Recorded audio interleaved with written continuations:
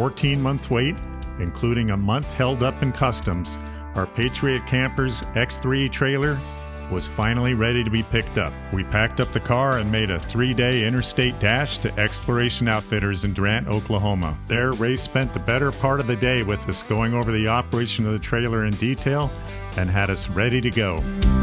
We took the trailer 7 miles away to Lake Texoma, where we had a chance to get used to it and ensure everything was working properly before we hit the road. But everything went fantastic, and we were falling in love with this new trailer. Of course, we're not going to head straight home. That would be the easy way, but it wouldn't be the Adventure Beyond 60 way. We're in a state we've never overlanded in before, and we got to get this trailer out and see what it can do. We stopped at a campground called Cedar Breaks outside of Georgetown, Texas. It was a beautiful campsite, really a nice spot. Even though there were RVs and other campers in there, as campgrounds go, this was a good one. Even Sam, being the discerning dog that he is, showed his seal of contentment and approval.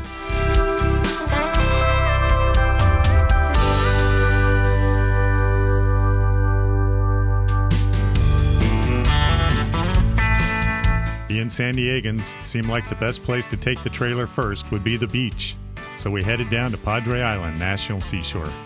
We were looking forward to driving down the beach 60 miles and maybe even getting in a little beach time R&R. Hi there. We're at Padre Island National Seashore. We are right at mile 0 at the beginning of the drive going down Padre Island National Seashore. This will be the first trip that we have done with the X3 trailer off-road. So it's going to be all beach sand heading down. We checked with the ranger at the entrance gate, asked him if there were any concerns. He said, nope, no concerns. We told him we wanted to go all the way down. We stopped off in the visitor center, talked to a woman there who had an entirely different story, saying the tides are very unpredictable and people were getting flooded out. We went back and talked to the guy at the entrance station again. He said, no, you won't have any problem. So here we go. We'll see what happens. We are all aired down and ready to go. So let's get in the vehicle, get wheels up, and we'll see what we find today. It's about noon, low tide's at 1, high tide's about 5 o'clock this afternoon. See how the day goes. We'll see you on down the line.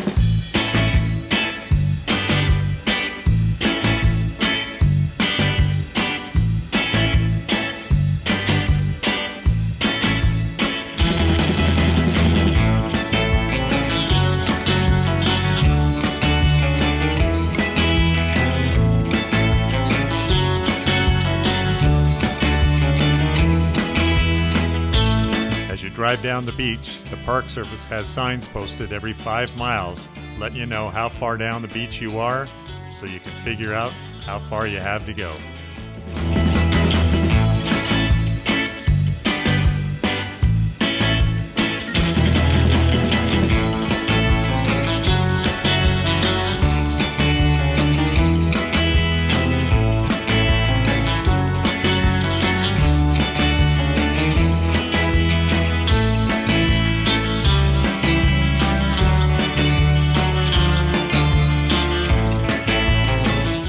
We're on Big Shell Beach right now, and about 23 miles down. The number of people beginning to thin out. We're not even halfway yet.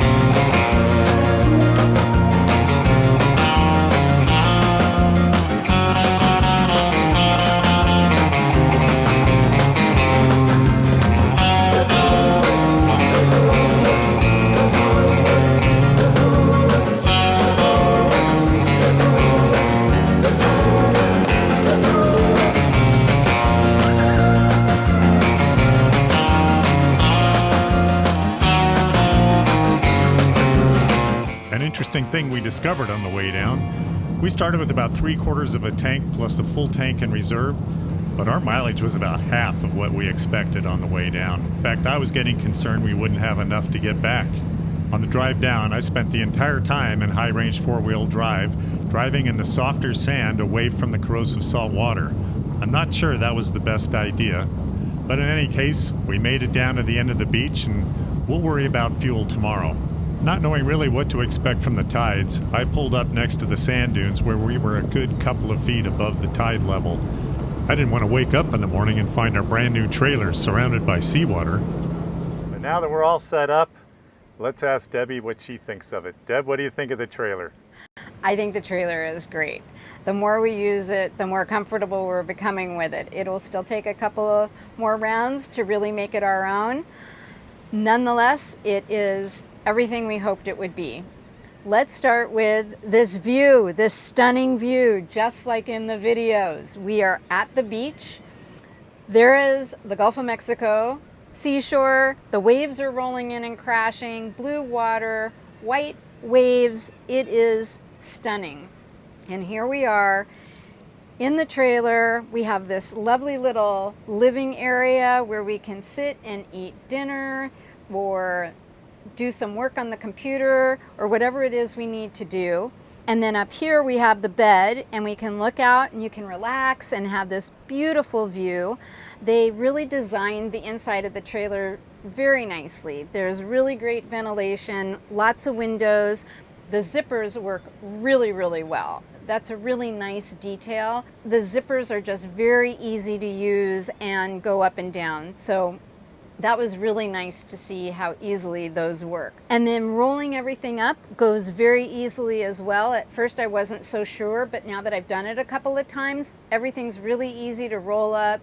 You can just tuck it in and it stays in place so that you have the largest view available of what you want to see, and you can easily get the canvas out of the way. So that works really, really well.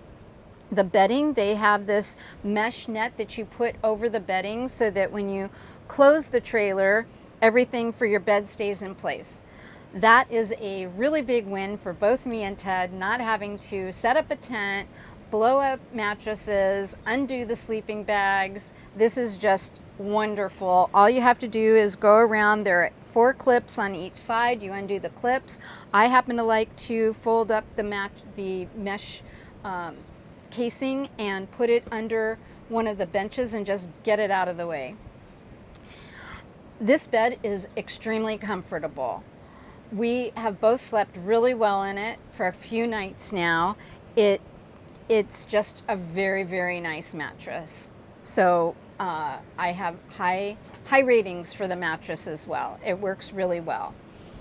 Over here, there is a storage container, a storage place. One of the things you can opt for is a coffee maker. We didn't want that. I really like having storage here. Right now we're putting extra blankets and pillows in there for while we travel, and that works really well. We might do something else in the future, but for right now that's what we do. Under this bench there's also some open area, so you can put different things under there that work for you. For us, we have some shoes, we have extra solar panel under there, and again, with time we may change out what we do. I just think this is an amazing trailer, and it's everything that we hoped it would be. I think it's really going to serve us well for the kind of travel we like to do. We really wanted to get off the ground, so it allows us to do that. We didn't want to be going on to up a ladder for a rooftop tent. With this trailer, there are 2 steps. You're inside, that's it. And it's just so easy to get in and out of and bring things in and out of. That was really important to us. This tent trailer is working out really, really well for us. Sam's a little tired from the drive today. He'll recover. I'm standing in the galley of the Patriot Camper trailer. I really like this setup a lot. This is a wonderful workspace, just lots of area to spread out and get all your ingredients and still have a prep station. Things are very accessible and easy to access, which is wonderful. This is the whole Red Arc power system, which Also is very easy to use. And then over here we have the refrigerator, which is huge. I had no idea how actually large a 75-liter Dometic would be, but it's great. And then here you have the sink area and storage for plates, sponges, etc., for cleaning things up. And also you have a pull-out drawer where we store our silverware and some other kitchen utensils for easy access. This is all working out really well. At first I was concerned there wasn't going to be enough storage space, but in the end, right now, there absolutely is enough storage space. It's all coming together. So we're really looking forward to making it our own and setting it up in a way that's just really efficient to use. We're using our new Cook Partner camp stove that we got a couple of months ago. You might remember it from one of our earlier videos. Exploration Outfitters fabricated a bracket that the stove bolts onto, and then that bracket bolts onto the drawer slides that are built into the Patriot trailer. The whole system just works great, and we're really enjoying cooking on it.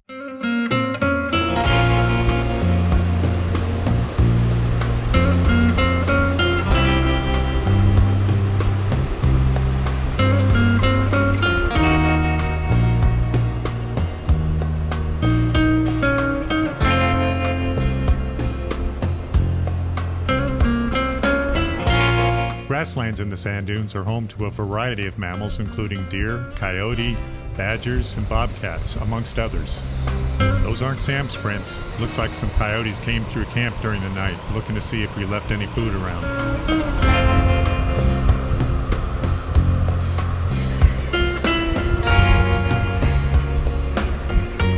Well, we're at mile 45 right now of the 60-mile drive down Padre Island National Seashore. We're on our way back from the very end. We camped down at the 60-mile marker at the end, and it was a beautiful, man, it was really beautiful down there. The weather has been spectacular. Fog rolled in overnight. Things were pretty wet when it got up this morning. The Patriot trailer performed incredibly. Wind picked up a little bit during the night, and the trailer rocked a little, but there is nothing that flaps on that trailer.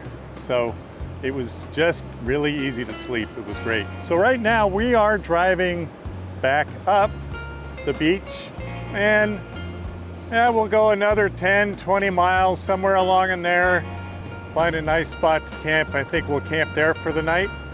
Today is Saturday, so there's a lot of people that have come down the beach, and they got starting to get a little more crowded down there at the far end, and we thought we'd just see if we could find a spot that wasn't quite so busy.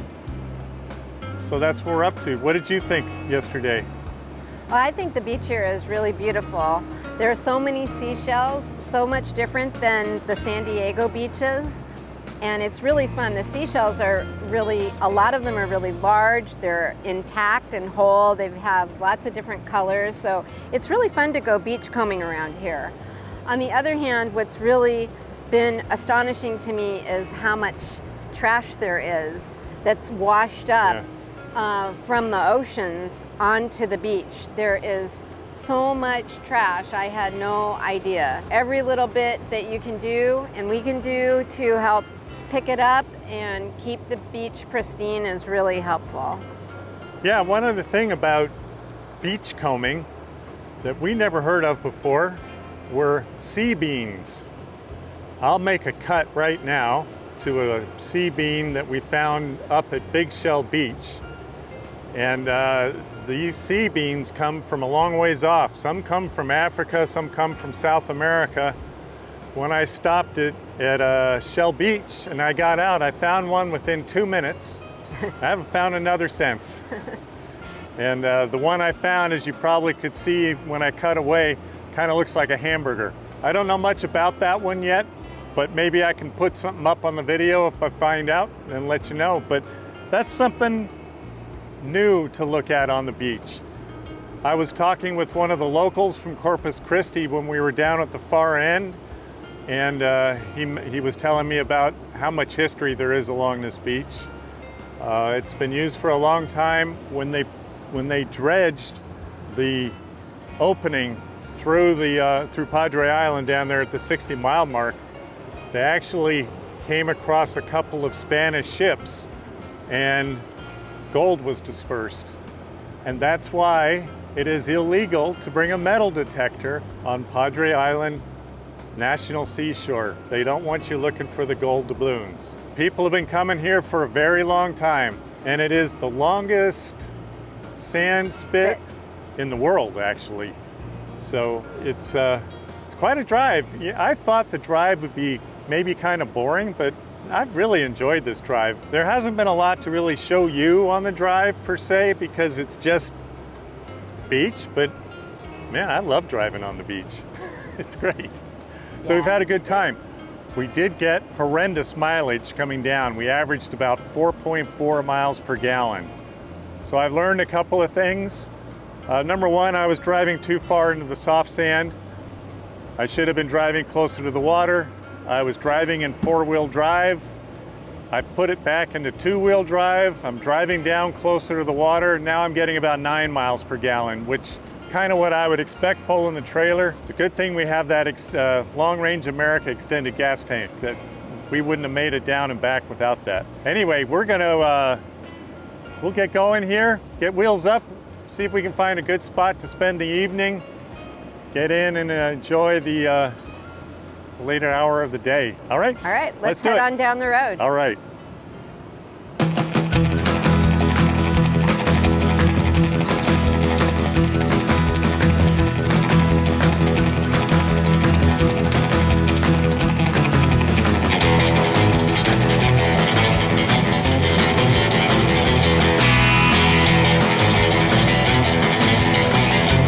Around mile 35, there's a shack that was built by the National Park Service.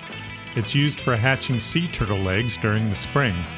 We thought it would be a good spot to camp for the night, but so did a group of other people. So we headed down the beach a few more miles and found a nice secluded spot for ourselves.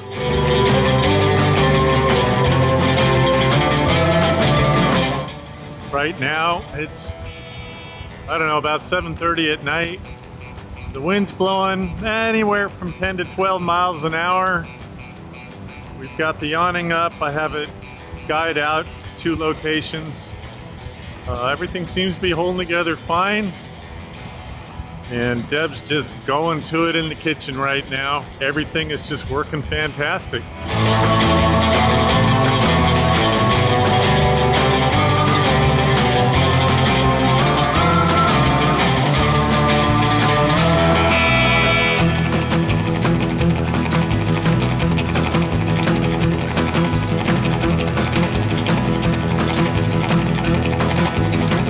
What you making?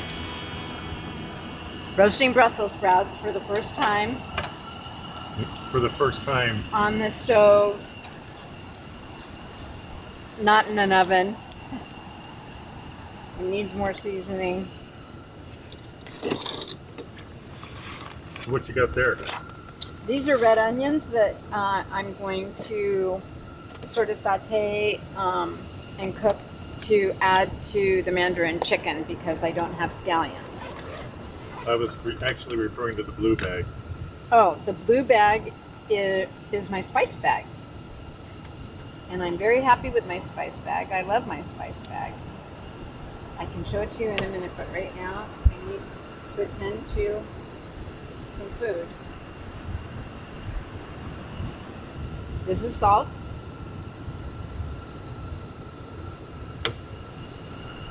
These seem very bland to me.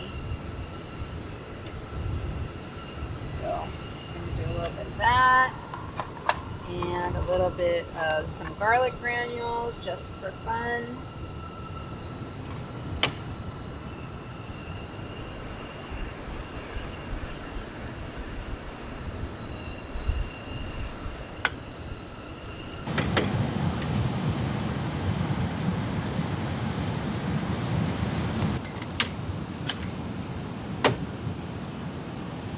Little Parmesan.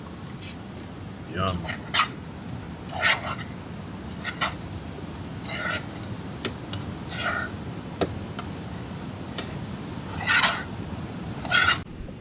All right, so what's for dinner?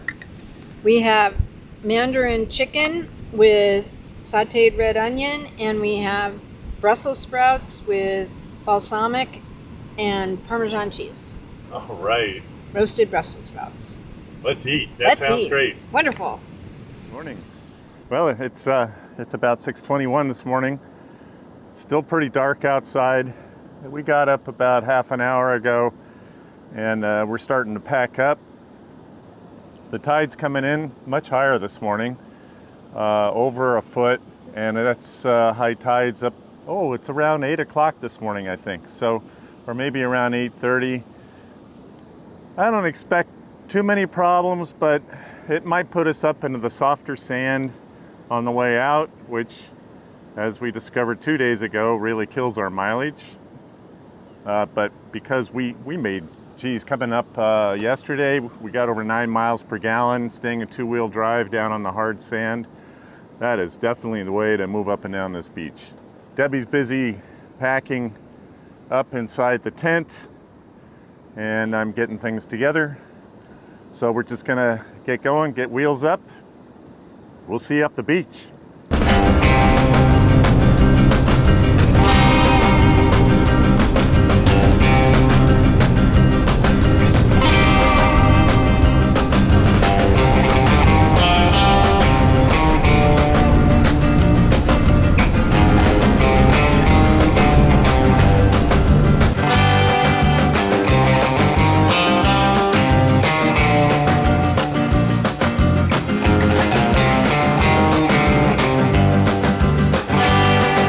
Hey, wait a minute. Was that another Patriot camper?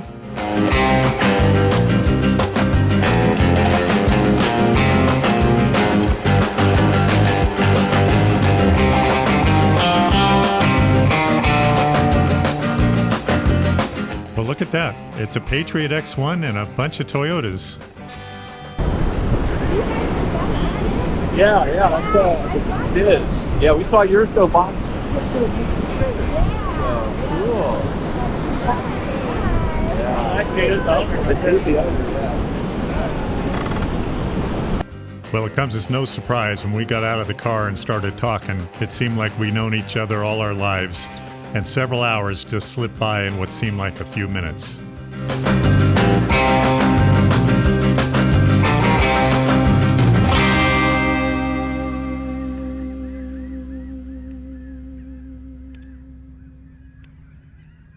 Hey, if you enjoyed this video, hit that like button so YouTube knows to suggest it to other viewers.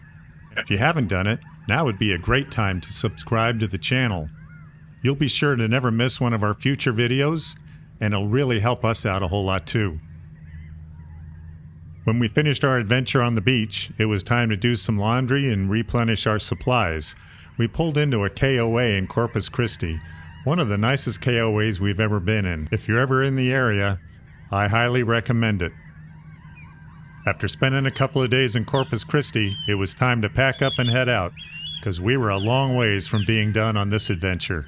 We look forward to seeing you in our next episode, when we take the Patriot Camper out on the trail and try something a bit more technical in Big Bend National Park, right here on Adventure Beyond 60.